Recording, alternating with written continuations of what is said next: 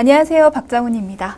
자, 지금부터 모성간호학에 대해서 볼 거예요. 자, 모성간호학에서 중요한 약물들은 무엇이 있을까? 모성간호학이요. 전체 기출 22문제 중에서 차지하고 있는 비율이 꽤 큰 파트예요. 차지하고 있는 비율이 꽤 크다는 것은 그만큼 중요하다는 거죠. 중요한 파트라는 거예요. 이 중요한 파트에서 나왔던 약물들을 중심으로 하나하나 보고 갈 겁니다. 역시 A급 잡아주셔야 될 만큼 굉장히 중요한 내용들이에요. 나올 만한 것들이 나왔다는 거죠. 자, 여성 호르몬제입니다. 임신 중 필요한 영양소에 대해서, 월경곤란증 사용 약물에 대해서. 자, 월경곤란증이라고 했거든요. 이 기출이라고 하는 것은요, 시험 문제라고 하는 것은 우리가 자주 사용하고 자주 교육하고 자주 볼 수 있는 부분에 대해서는 보건교사로서 할 수 있는 일들이 많은 부분에 대해서는 기출될 수밖에 없다고 보셔야 돼요. 월경곤란증이라고 했거든요. 나 스스로가 겪을 수도 있고 내 학생이 겪을 수도 있고요. 내 동료 교사가 겪을 수 있고요. 누구나 겪을 수 있는, 많은 사람들이 가지고 있는 이 불편감, 이것에 대해서 교육해 줄 수 있고 사용할 수 있는 약물들, 보건교사로서 당연히 알고 있어야죠. 자주 쓸 약물들인데. 자, 임신성 고혈압입니다. 임신성 고혈압과 관련된 치료 약물 너무너무 중요하죠. 너무너무 중요해요. 자궁의 임신에 대해서 기출됐어요. 그럼 아셔야 된다는 얘기예요. 조기 분만과 관련된 약물 역시 기출된 바 있습니다. 기출됐다는 것은 다시 한번 반복해서 나올 가능성이 높다는 거고요. 그만큼 중요하다는 것을 시사해요. 꼭 알고 가셔야 될 약물들 지금부터 저랑 하나하나 보고 가도록 할게요. 자, 첫 번째 우리가 여성 호르몬제부터 볼 거거든요. 모성간호학에 있어서 여성 호르몬은 너무 중요하죠. 모성간호학이라면서요. 대상자가 누구예요? 여성이거든요. 여성을 결정짓게끔 만들어주는 이 호르몬, 모성이잖아요. 모성을 결정지을 수 있는, 모성의 변화가 나타날 수 있게끔 하는 이 여성 호르몬들 당연히 중요해질 수밖에 없어요. 뭐가 있어요? 에스트로겐이 있고요. 프로게스테론이 있어요. 에스트로겐과 프로게스테론이 어떤 역할을 하는지 그 역할부터 해서 기전들 이해하시는 것 너무너무 중요하죠. 그것과 관련해서 약물들 연결시키면 어렵지 않게 이해하실 수 있으실 겁니다. 자, 첫 번째, 경구피임법에 대한 안내지, 가와 다에 들어갈 말로 옳은 것은 이라고 얘기했어요. 자, 경구피임법입니다. 먹는 호르몬제죠. 호르몬제를 먹어서 피임할 거야. 피임법이에요. 여러분에게 경구피임약을 소개할게요. 피임약은 무슨 약이에요? 어떤 기전으로 임신을 예방하나요? 경구피임약의 기전에 대해서 알란 얘기죠? 설명합니다. 복합 경구피임약을 복용해서 우리 몸의 에스트로겐과 프로게스테론이 증가되게 되면 호르몬제라고 얘기했어요. 얘는 에스트로겐, 프로게스테론, 얘 성분이잖아요. 시상하부와 내하수체 활동이 어떻게 되고 난포 자극 호르몬과 황체 호르몬의 분비가 어떻게 되는데 배란이 억제돼 자궁경관의 점성이 어떻게 될까? 에스트로겐과 프로게스테론의 작용, 그리고 얘네의 기전을 이해하신다면 얘 답 나오죠. 자궁 내막 주기랑 얘네랑 호르몬이랑 연결시켜야죠. 그래서 나타나는 변화들 연결시키셔야 됩니다. 자궁 내막의 증식이 억제돼서 임신이 예방되게 됩니다. 그럼 경구피임약은 어떻게 복용해야 돼요? 다음에는요, 경구피임약 복용에 대해서 문제가 나올 수도 있겠어요. 준비하시란 얘기예요. 자, 경구피임법에 대해서 얘기를 할 때, 경구피임약에 대해서 얘기를 할 때 에스트로겐, 프로게스테론이 얘네의 성분이라는 것을 기억하시고 그것과 관련해서 작용에 대해서 이해하신다면 경구피임약의 양리작용은 이러이러해 연결시켜서 공부할 수 있어요. 자, 두 번째, 피임법을 주제로 한 수업에서 보건교사와 학생의 질의응답 내용이다. 작성 방법에 따라 서술하시오. 자, 학생이 얘기합니다. 선생님, 예기치 못하게 성관계 후에 임신을 방지하는데 어떤 피임 방법이 사용되나요? 성관계 후에 할 수 있는 피임 방법을 우리는 사후 피임법이라고 얘기를 합니다. 자, 사후 피임법에 대해서 질문을 하는 거구나. 사후 피임법에는 여러 가지가 있어. 그 중에서 많이 사용하는 방법이 응급 피임약이야. 아, 여기서는 이제 응급 피임약에 대해서 얘기를 할 것 같아요. 선생님, 그 약은요, 어떤 원리로 임신이 안 되게 하는 거예요? 그 피임의 원리는, 자, 응급 피임약의 기전에 대해서 얘기를 하는 거죠. 양리작용, 기전에 대해서 얘기를 하는 거죠. 응급 피임약도요, 고용량의 에스트로겐, 프로게스테론이죠. 호르몬제예요. 고용량의 호르몬제입니다. 고용량의 호르몬제를 먹음으로 인해서 나타나는 피임 원리. 약은 언제 먹는 거예요? 일반적으로 성교 후 72시간 내에 먹어야 돼요. 아, 어떻게 먹어야 되는지 그 복용에 대해서도 기억을 해야 되고 왜 72시간 내인지도 기억을 해야겠습니다. 약은 한 번만 먹는 거예요. 그건 약의 종류에 따라 달라. 약의 부작용은 없어요? 메스꺼움과 구토가 나타날 수 있어. 메스꺼움과 구토가 생기는 것은 왜 그런 거예요? 부작용이죠. 아, 얘로 인해서 부작용이 나타날 수 있네. 그럼 왜 이런 부작용이 나타나? 얘가 뭔데요? 고용량의 에스트로겐과 프로게스테론이라고 했어요. 고용량의 호르몬제를 먹어서 나타나는 부작용이에요. 그렇다면 생각해 볼 수 있어요. 에스트로겐을 먹었을 때 부작용, 프로게스테론을 먹었을 때 부작용. 정리할게요. 경구 피임약, 이 여성 호르몬제에 대해서 생각하실 때는 에스트로겐의 작용, 프로게스테론의 작용, 그리고 부작용, 이런 것들에 대해서 꼭 알고 있어야 되겠다. 문제 그렇게 나오니까요.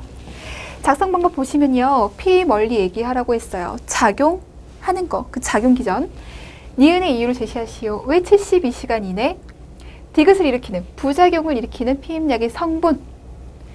얘에 대해서 알고 가셔야 됩니다. 최근 기출된 파트예요. 자, 여성 호르몬은요, 신체에서 생성되는 내인성 여성 호르몬에는 에스트로겐과 프로게스테론의 두 종류가 있습니다. 뇌하수체 전엽의 영향하에 생성되게 되고요. 내인성 에스트로겐과 에스트로겐에는 에스트라디올, 에스트론, 에스트리올이 있습니다. 이들 세 종류의 에스트로겐 중에 에스트리디올이 가장 강력하다. 약물로 사용되는 에스트로겐의 대표적인 것은 에스트로피페이트 그리고 에스트라디올, 얘가 있다. 에스트로겐을 약물로 사용할 때는 이 두 가지가 있다. 천연 혹은 합성 프로게스테론을 총칭해서 프로게스틴이라고 부른다. 약물로 사용하는 프로게스틴의 예로는 이렇게 두 가지가 있다. 양리작용 볼게요. 자, 에스트로겐의 양리작용. 주로 난포에서 분비되면서 소량은 부신피질에서 분비됩니다. 여성 생식계와 1차, 2차 성징의 발달과 유지에 중요하죠. 사춘기 때 질, 자궁난관, 유방의 성장과 발달에 촉진시키고 뇌하수체 생집샘, 자극 호르몬의 분비에도 영향을 미칩니다. 체액 저류, 단백질 동화작용, 자궁경부의 점액을 묽게 만들고 배란을 억제하거나 또는 촉진시키는 것이 포함됩니다. 자, 배란을 억제하거나 촉진시키는 것이 포함된다라고 얘기했습니다. 이것을 이해하려면요, 이 기전, 얘를 이해하셔야죠. FSH, 에스트로겐, LH, 프로게스테론. 자궁 내막 주기와 관련해서 얘네들의 역할, 얘네들의 기전, 얘네들의 순서 이해하셔야지 얘가 이해돼요? 난포 자극 호르몬이에요. 난포 자극 호르몬이 분비가 됨에 따라 난포 성숙이 이루어지죠. 난포가 성숙되면 성숙될수록 뭐가 나타나요? 에스트로겐이 나타나요. 에스트로겐이 나오는데 이 에스트로겐의 수치가 극에 달했을 때 LH가 나옵니다.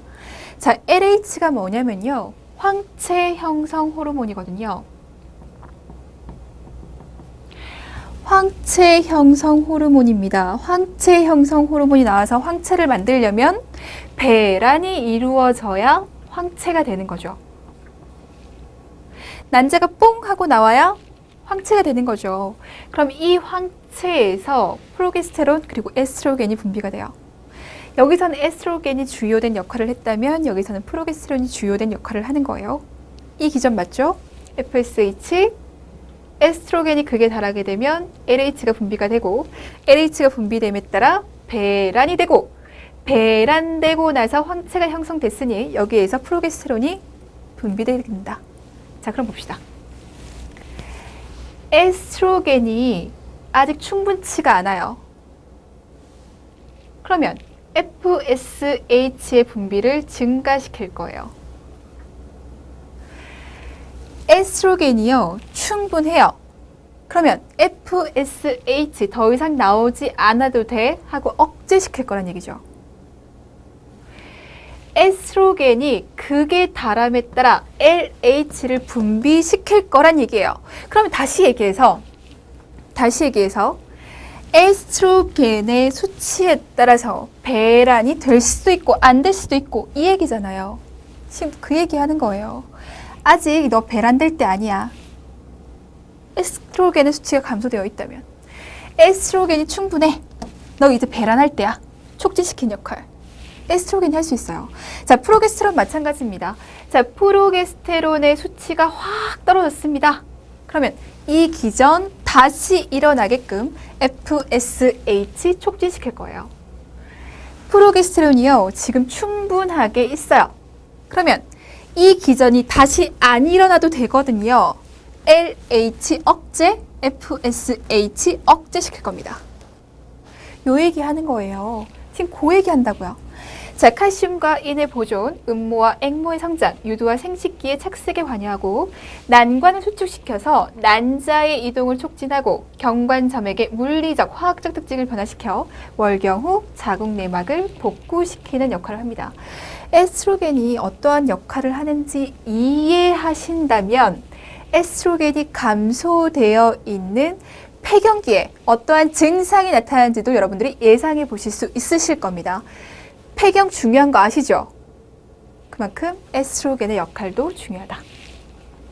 자, 프로게스틴입니다. 프로게스테론은 황체, 태반, 그리고 소량으로 부신 피질에서 분비됩니다. 자, 프로게스테론과 그 유도체는 증식 자궁 내막을 분비 자궁 내막으로 전환시켜요. 증식 자궁에 영향을 미치는 호르몬 에스트로겐이고요. 분비 자궁 내막에 영향을 미치는 것은 프로게스테론이죠. 자, 프로게스틴은요, 태반 발달에 필요하고 뇌하수체 생식샘 자극 호르몬의 분비를 억제하면서 아까 얘기했어요. 프로게스테론이 FSH를 억제한다고요. 난포의 성숙과 배란을 억제한다. 얘가 억제되니 당연히 난포가 성숙이 안 될 거고 난포가 성숙이 안 되니 에스트로겐 수치 높아지지도 않을 것이며 그로 인해서 나타나는 배란도 나타나지 않을 거예요. 프로게스테론은 경구 투여 시 효과가 저하되기 때문에 합성 프로게스틴이 임상적으로 선호되게 된다. 프로게스테론의 역할입니다. 에스트로겐을 여성 호르몬이라고 한다면 프로게스테론은 모성 호르몬이라고 얘기를 많이 하죠. 자, 임상 응용 에스트로겐 피임제로 사용될 수 있어요. 왜요? FSH, 에스트로겐, LH, 프로게스테론 이 기전을 끊을 수 있으니까 피임제로 사용할 수 있어요. 자, 폐경 후 여성의 에스트로겐 대체 요법에서 프로게스테론과 병용에서 가장 흔히 사용됩니다. 자, 프로게스틴, 무월경, 자궁내막증, 기능성 자궁출혈의 치료에 사용되면서 단독 혹은 에스트로겐과 복합해서 경구용 피임제로 사용되게 되죠. 그 기전, 에스트로겐의 기전, 그리고 프로게스테론의 기전, 자궁내막 주기의 기전, 그것들을 같이 엮어서 기억하시면 되겠어요. 자, 유해 반응입니다. 제가 얘기했어요. 응급피임약, 프로게스테론 그리고 에스트로겐으로 구성되어 있을 수 있어. 프로게스테론만 구성되어 있을 수 있고 에스트로겐만 있을 수 있고 얘네 두 개의 복합으로 구성되어 있을 수 있어요. 고용량이라고 했거든요. 그러면 에스트로겐이 고용량으로 있음으로 나타날 수 있는 부작용 여기서 볼 수 있죠.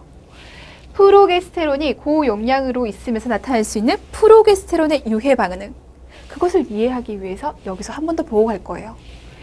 자, 에스트로겐의 투약으로 자궁 내막암, 담낭질환, 고혈압 간생종, 심혈관 질환, 그리고 혈전 색전성 질환 위험이 증가되고 있고 유방암과 뼈로 전이되는 경우에는 고칼슘 혈증을 일으키는 위험이 있다.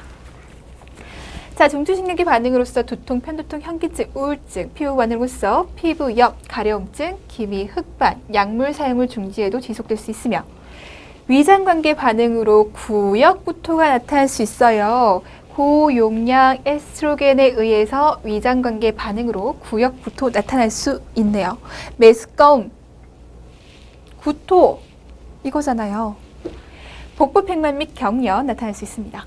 비뇨생식계 반응으로서 돌발 출혈, 쇠퇴성 출혈, 점상 출혈, 월경량 변화, 월경토, 월경전, 유사증후군, 무월경, 질칸디다증, 자궁경부 밀환, 질염.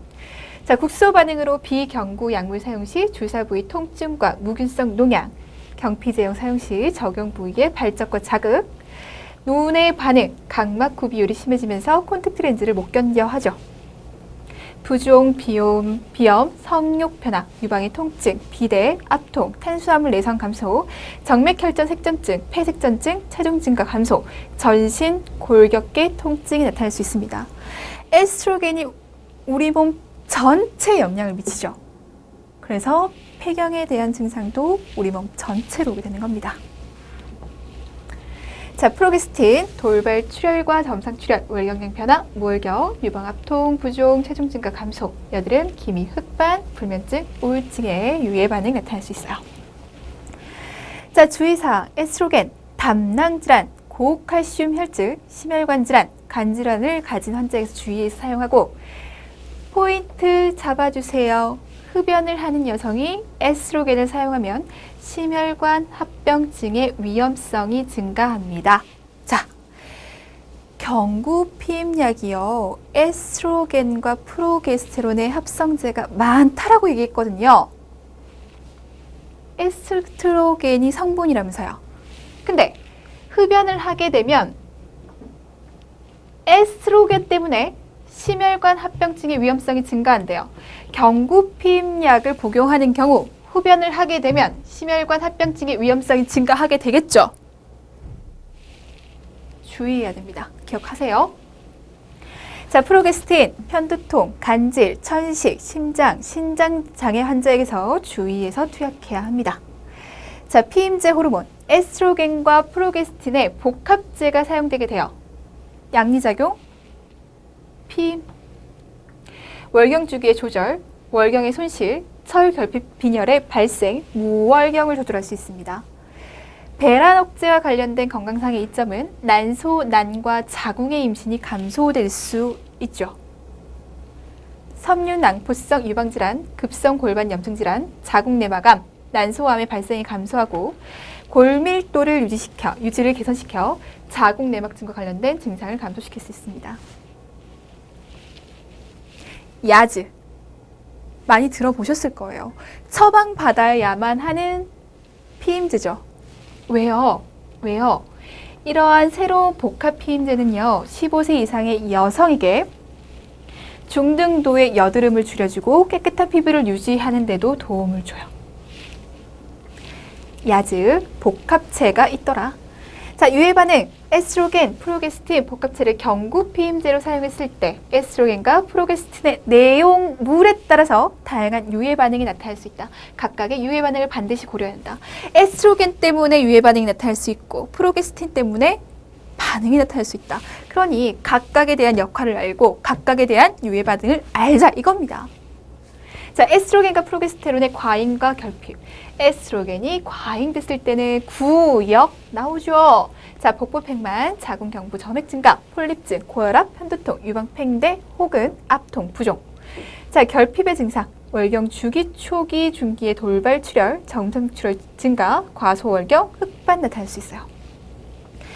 자, 프로게스틴은요, 과잉되었을 때 식욕이 증가될 수 있고 그로 인한 체중 증가, 권태, 피로, 과소월경, 여드름, 지성두피, 탈모, 다무증, 우울증, 모늘리아 질염, 유방, 축소, 결핍일 때 월경 주기 후기의 돌발 출혈, 무월경, 월경 과다증이 나타날 수 있습니다.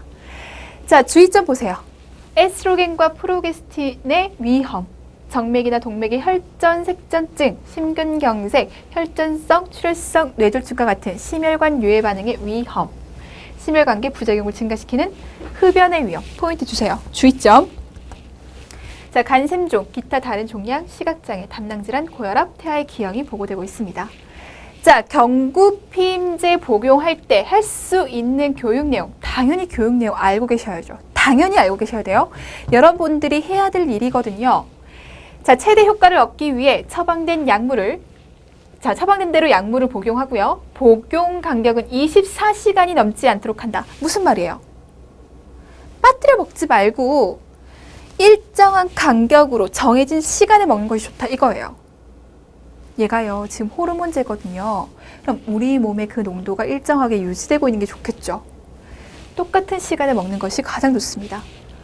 경구용 피임제는 저녁 식사와 함께 복용하거나 취침 전에 복용하는 것이 가장 좋다. 피임제의 효과는 처방된 용량 일정을 잘 따르는가에 의해 좌우된다. 처방된 용량을 잘 따라서 적절한 시간에 정확하게 주기대로 먹어라. 용량 일정을 잘 지키지 않으면 임신이 될 수도 있다.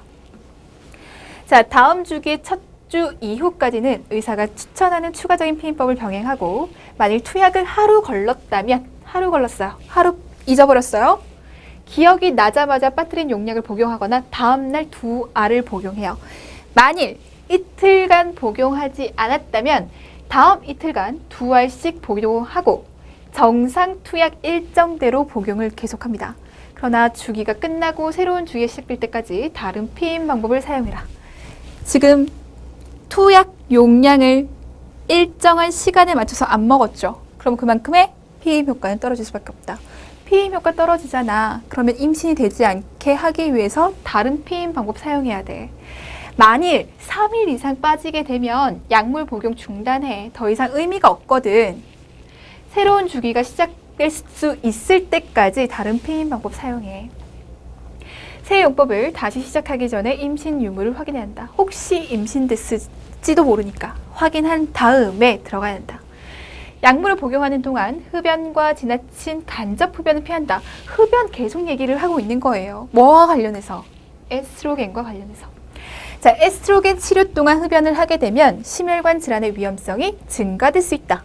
수분 저류, 사지의 부종, 체중 증가, 다리 통증, 종창, 압통, 시야 흐림, 흉통, 피부나 눈의 황달, 진한 소변, 마찬가지인 거죠. 비정상적인 질출혈과 관련한 유해 반응이 보고될 수 있다.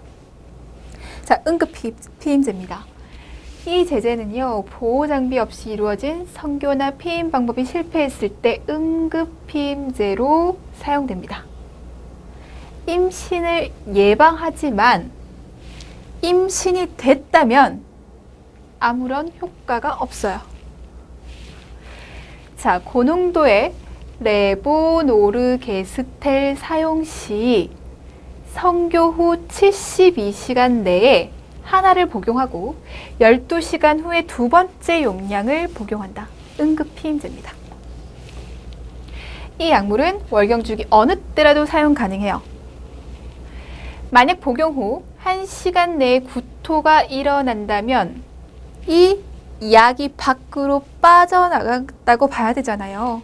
그렇기 때문에 의사에게 알리고 응급피임제는 이미 이루어진 임신을 종료시키는 데는 효과가 없다.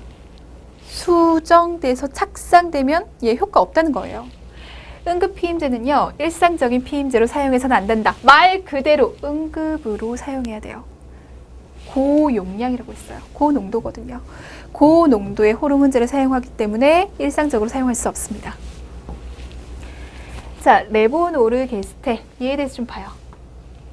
용법 용량 1회 레보노르게스텔로서 1.5mg을 복용합니다. 성교 후 최대한 빨리 복용할수록 효력이 높아지고요. 따라서 피임하지 않은 상태에서 성교한 후에는 레보노르게스트 1.5mg을 가능한 빨리 12시간 이내로 권장하고 늦어도 72시간 3일 이내 복용하는 것을 원칙으로 합니다.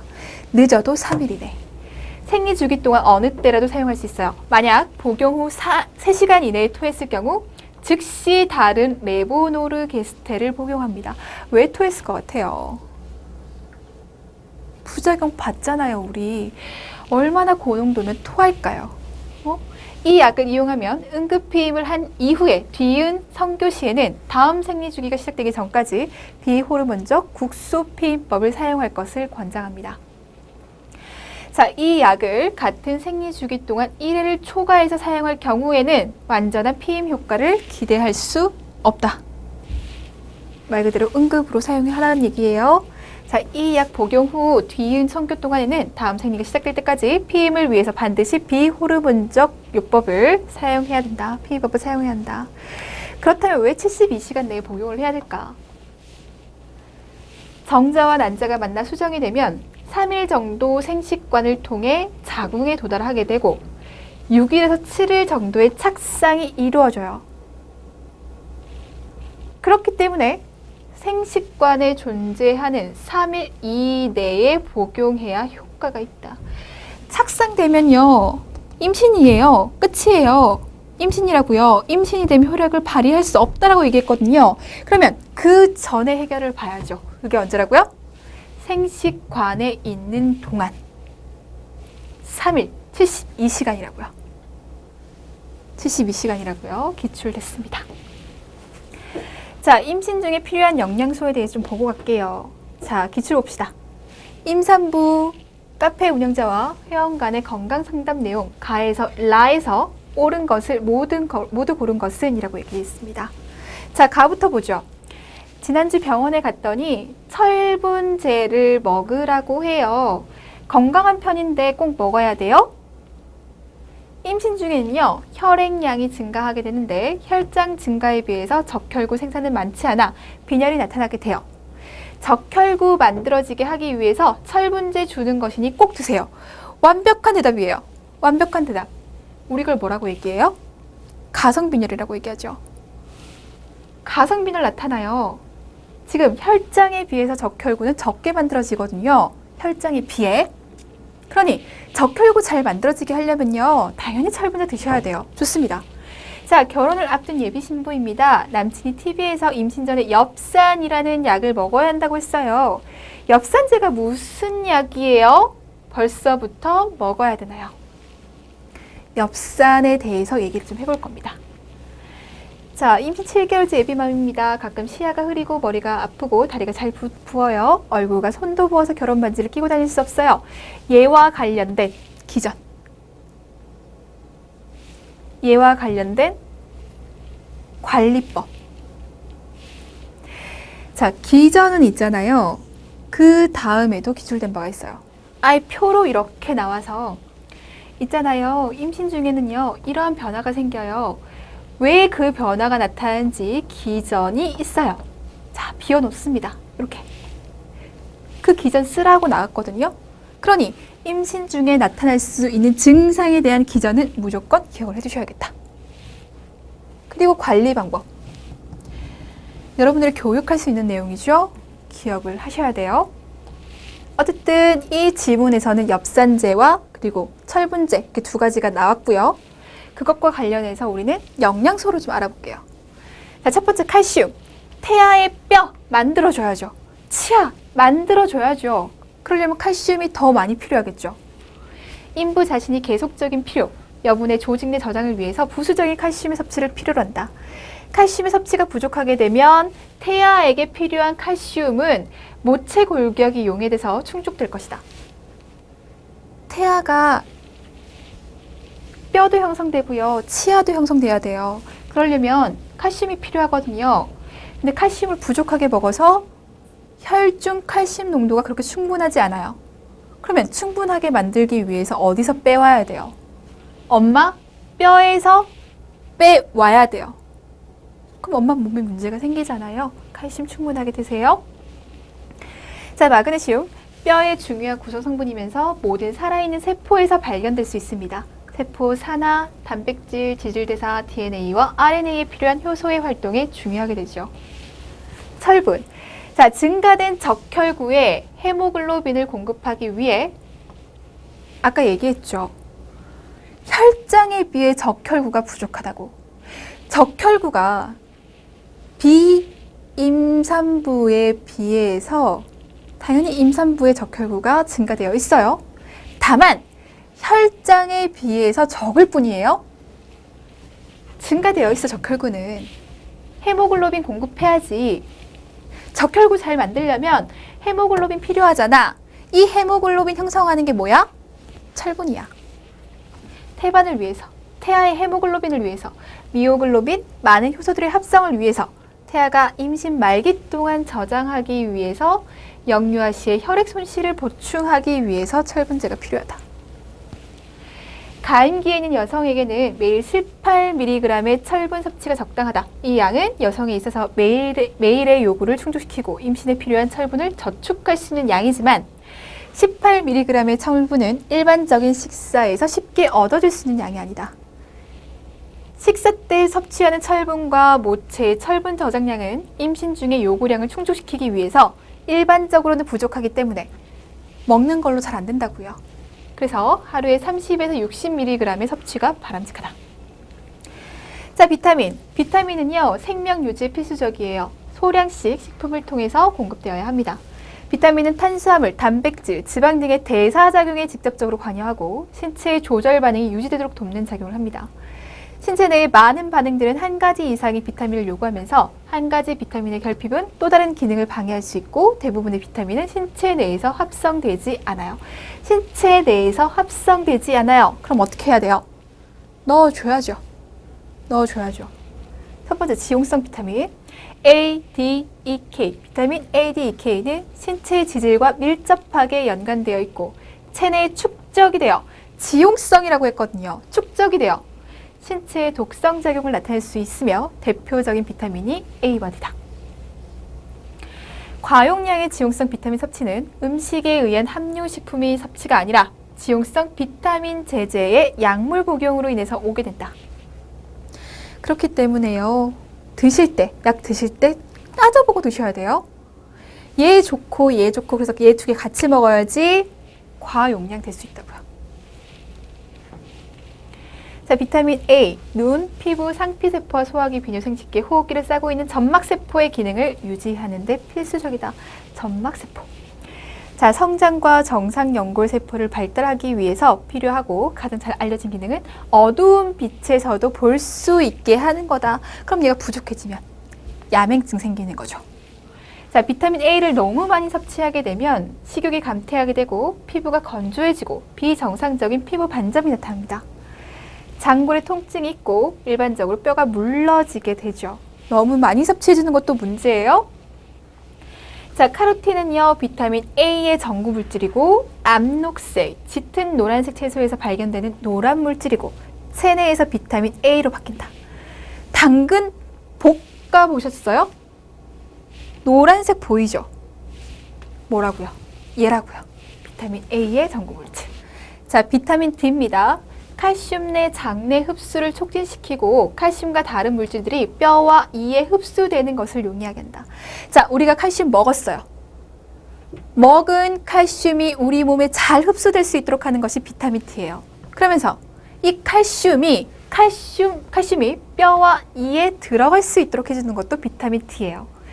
태아 시기에 뼈들이 칼슘화되어 있기 때문에 이 비타민은 임신 중에 특히 중요합니다. 자, 모든 성장기와 인부에게는 400 IUD의 비타민 D가 적당합니다. 자, 이제는 수용성 비타민입니다. 비타민 C, 비타민 B 복합체를 포함한 수용성 비타민은 체내에 축적되지 않아요. 지용성은 축적된다고 했거든요. 수용성은 축적되지 않아요. 내 몸에 필요한 만큼만 쓰고 나머지는 뱉어내죠. 나머지는 소변으로 나가요. 그렇기 때문에 꾸준히 계속해서 넣어줘야 됩니다.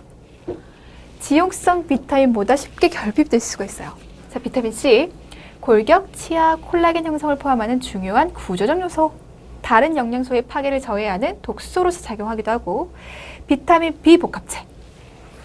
얘 때문에 나타나는 질환들이 꽤 많았어요. 실제적으로 많은 다른 비타민들로 구성되어 있고 좋은 영양 상태를 유지하기 위해서 필수적이다. 세포 대사의 보조 효소로 사용될 수 있다. 티아민, 비타민 B1, 리보플라빈, 비타민 B2, 니아신, 비타민 B3, 그리고 폴라신, 비타민 B4, 비타민 B12. 얘 다 우리가 알고 있어야 되는 비타민이죠. 비타민 B 복합체. 우리가 다 알고 있어야 돼요. 자, 엽산입니다. 세포 분열과 단백질 합성에 필요해요. DNA, RNA 합성에 필수적인 수용성 비타민입니다. 백혈구와 적혈구의 생성, 아미노산의 대사에 관여하고 세포 분열에 필수적이고, 보세요. DNA, RNA 합성에도 필수적이고, 백혈구 당연히 있어야죠. 적혈구 당연히 있어야죠.